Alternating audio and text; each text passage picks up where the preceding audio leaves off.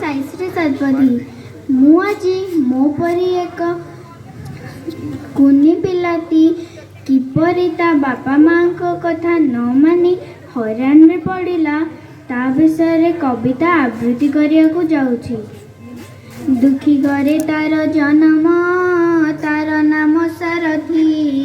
बापा माँकर गोटिए बोली सरधा अति सारथी को दिने कहिले बापा पाखकु डाकी काली हेब तोर जन्म दिन जानिछु कि नुआ लुगा नुआ खेलना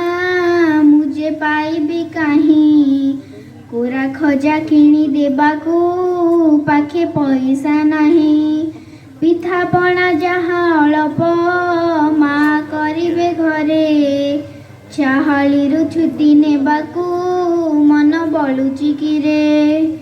सारथी कहिला बापा हे काली छुट्टी की देब मन इच्छा जदि कालिक मत छाड़ी न देब जहाँ मन हेब करिबी काली दिनक पाई सबुदिन परी आकत मते करिब नाही आजी सारथीर जन्म दिन चाहाली छुट्टी नई कूल आड़े धाइला सार सकाळु उठी नई कूल जामु गछरे चढ़ी खाइला कोली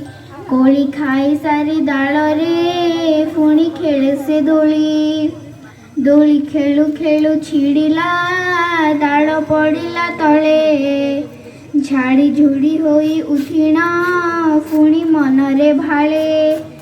ए जो कुकुर आसुची ताकू मारिबी टेका ताकू जना नाही कामुड़ा से तो बड़ तराका माइला बोलुआ कुकुर रागे आसिला धाई सारथी गोड़ को कामुड़ी देई गला पलाई बहु कष्टे उठी सारथी देखे सड़क तले